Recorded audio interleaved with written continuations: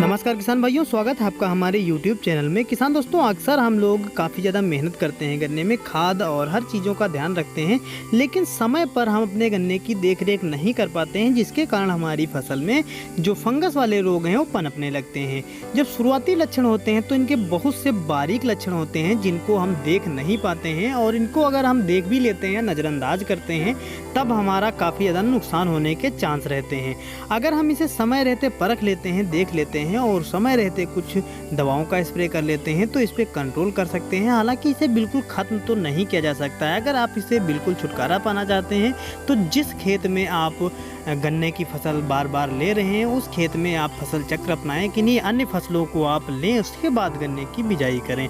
और साथ ही आपको ये भी ध्यान देना है कि गन्ने की बिजाई के वक्त आप अपनी जो गन्ने की बीज ले रहे हैं, गन्ने के बीज को भी आप शोधित कर लें। ये सारे कार्य अगर आप समय रहते कर लेते हैं तो आप अपनी फसल में फंगस वाले रोग लगने से बचा सकते हैं।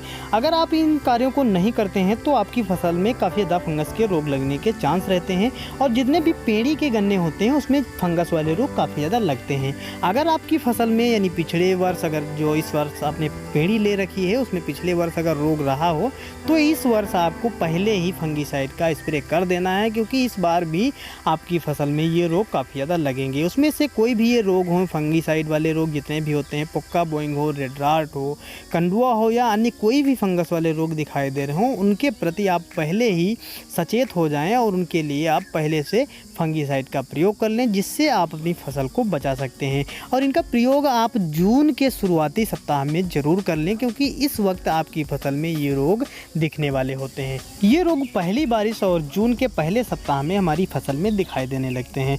तो दोस्तों, जब जून का महीना शुरू हो चुका है जैसा कि, तो आपको इस वक्त अपनी फसल में देख रेख की ज़रूरत है। अगर कहीं पर भी ये फंगस वाले रोग आपकी फसल में दिखाई दे रहे हों, कोई भी फंगस वाला रोग हो, तो उसके प्रति आपको सबसे पहले उसमें फंगीसाइड का प्रयोग करना है, जिससे जितना रोग ये लगा हो उससे ज़्यादा ना बढ़ सके, और जितने भी रोग ग्रसित पौधे हैं उनको आपको निकाल देना है। ऐसे ही जो आपको ये हम गन्ना दिखा रहे हैं, इसमें ये फंगस वाला रोग लगा है, काफ़ी ज़्यादा मात्रा में लगा है। इसके बारे में पूरी जानकारी आपको देंगे और आपको बताएंगे कि कैसे आप इससे छुटकारा पा सकते हैं, कौन सी दवा का आपको प्रयोग करना है। दोस्तों, ये जो रोग है ये कंडुआ रोग का ही विकसित रूप है, और जब कंडुआ रोग शुरुआती दौर में फैलता है, यानी जून महीने में बारिश के बाद बारिश शुरुआत होने लगती है तब, तो कुछ इस प्रकार से फैलता है। ये हवाओं के जरिए फैलता है। अगर आप खेत में प्रवेश करते हैं, आपके कपड़ों में, आपके हाथ पाँव में लग करके ये एक पौधे से दूसरे पौधे में जाता रहता है। इसी प्रकार हवाओं से भी फैलता है। दोस्तों, यहाँ पर ध्यान देना है, कोई भी फंगस का रोग अगर आपकी फसल में लगा है तो इस वक्त आपको अपनी फसल में यूरिया का प्रयोग बिल्कुल नहीं करना है। और सबसे पहले आपको अपनी फसल में जितने भी रोग ग्रसित पौधे हैं उनको आपको निकाल देना है, या फिर आप ऐसा कर सकते हैं कि दवा स्प्रे करने से पहले आप उसमें गांठ लगा दें। जिन पत्तियों में ज़्यादा जो रोग लगा है वहाँ पर आप गांठें लगा दें, ताकि आपको पहचान करने में आसानी हो और वहाँ पर आप दवा का अच्छे से डोज स्प्रे कर सकें। इसके बाद भी आप उन पौधों को निकाल सकते हैं। पौधों को निकालते समय आप जितनी भी सावधानी से निकालें कि जो फंगस वाला उसमें लगा हुआ रोग है वो आपकी दूसरी पत्तियों में, दूसरे पौधे में ना दिखाई दे। तो इस प्रकार से आप उन पौधों को निकाल सकते हैं, और निकालने के बाद दूर अपने खेत से ले जा करके और मिट्टी में इसे दबा सकते हैं। यहाँ पर आपको एक चीज़ और ध्यान देनी है, इसको जलाना नहीं है और ना ही इसको खुला छोड़ना है। आप इसे अगर मिट्टी में दबा देते हैं तो बिल्कुल ये रोग खत्म हो जाएगा, और चाहें तो जो फंगीसाइड का आप जिस प्रयोग कर रहे हैं उस फंगीसाइड को आप वहाँ पर भी डाल सकते हैं। तो दोस्तों, बात कर लेते हैं आप कौन सी फंगीसाइड का प्रयोग कर सकते हैं और कैसे आपको किस फंगीसाइड का प्रयोग करना है। दोस्तों, यहाँ पर आप कॉपर ऑक्सीक्लोराइड का भी प्रयोग कर सकते हैं और थायोफेनाइड मिथाइल का भी प्रयोग कर सकते हैं।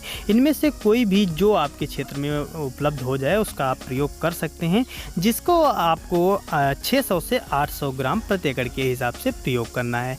आप अपने खेत में इसका जो स्प्रे जब करेंगे उसके बाद आपको करीब 7 से 8 दिन में कुछ कंट्रोल दिखाई देने लगेगा, या पहले भी आप उसमें निरीक्षण कर सकते हैं, कंट्रोल दिखाई देने लगेगा। अगर आपको ये कंट्रोल दिखाई देने लगे तो आप इसका दूसरा और तीसरा स्प्रे भी कर सकते हैं।